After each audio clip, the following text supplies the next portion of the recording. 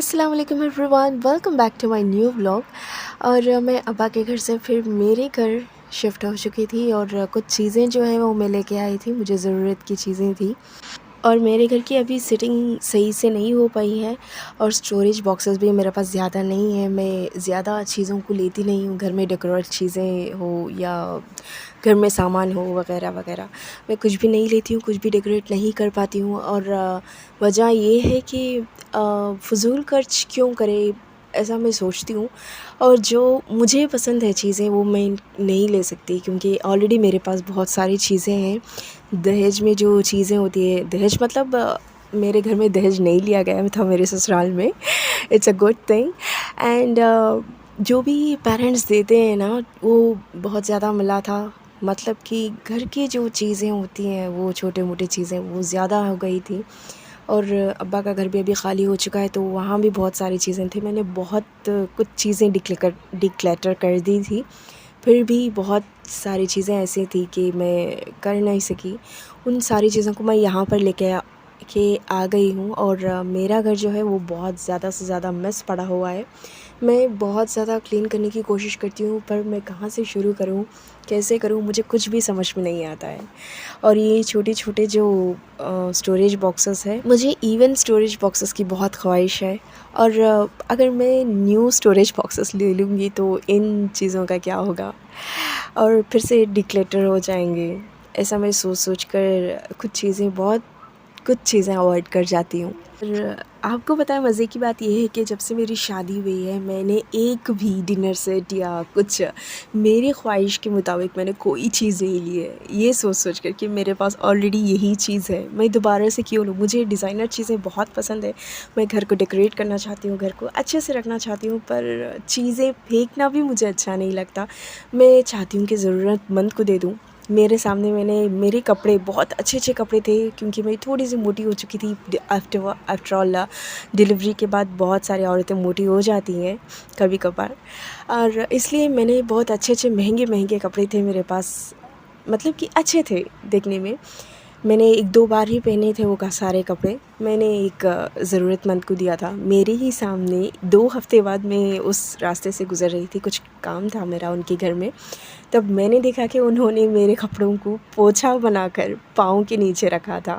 पोंछा बनाकर घर का सारा पोंछा उसी से करती थी वो। इतने अच्छे थे कपड़े, तब से मेरा दिल उठ गया, किसी को देने का नहीं करता था। और ये देखिए, मैंने अदरक लेके आई थी मैं मार्केट से, और मेरे पास फ्रिज फ़िलहाल अभी के लिए नहीं है, इसलिए ये देखिए अदरक का हाल। मैंने उनसे पूछा भी था तो उन्होंने कहा था कि वेजिटेबल वाले ने कहा था कि बिल्कुल फ़्रेश है। और मैं इसको घर में लेके आई थी तो ये देखें, इसका बहुत बुरा हाल हो चुका है। मैंने सिर्फ़ एक ही दिन इसको रखा था। और ये जो टमेटोज़ हैं मुझे बहुत ज़्यादा पसंद आए, आप भी देख सकते हैं ये कितनी खूबसूरत हैं देखने में। मुझे जब मैं मार्केट में ये सारे टमेटोज़ ले रही थी तो मेरा मन कर रहा था कि मैं सारे के सारे ले लूँ, इतने खूबसूरत लग रहे थे। और ये सीधे फार्म से आते हैं, और मैं इस फार्म का एक मार्केट का एक वीडियो भी ज़रूर बनाना चाहूँगी। मुझे बहुत पसंद आ रहा था मार्केट में घूमने का।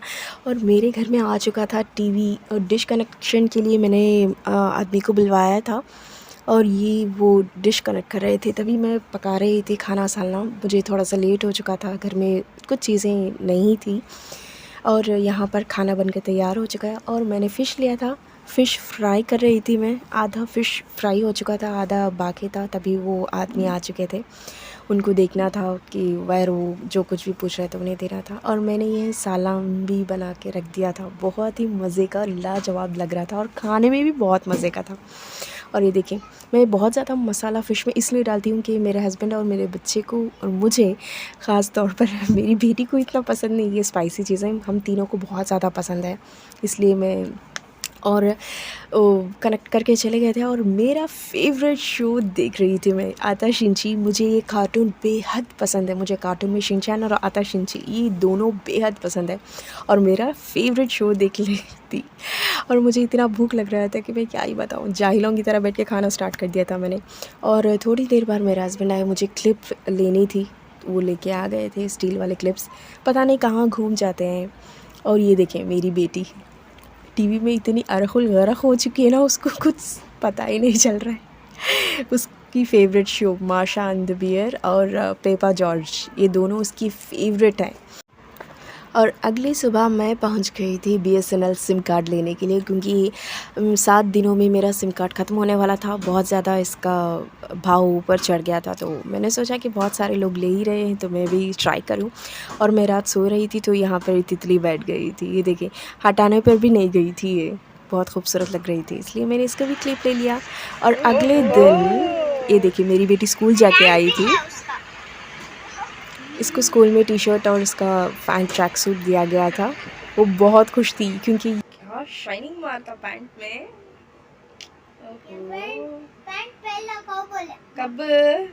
कल। कल क्या क्या इतना गंदा देखो ही। नहीं, वो छुट्टा आगा सो। छुटके कैसा आगा सो, वो कितना गंदा है देखो, ये दो को देखना। कैसा कलरफुल है देखो। और मेरी बेटी को इसका सूट बहुत ज़्यादा पसंद आ गया था, और वो पहली बार मैट्रिकुलेशन स्कूल में कदम रख रही थी, और इसलिए इससे पहले उसने गवर्नमेंट स्कूल में ही पढ़ा था। और ये मेरे बेटे की हालत है देखें, ये लड़का कभी सुधरेगा नहीं। और मेरी बेटी दिखा रही थी कि उसको होमवर्क दिया गया था, 1 to 100 स्कूल लिखने के लिए होमवर्क दिया गया था, और बहुत ज़्यादा एक्साइटेड थी।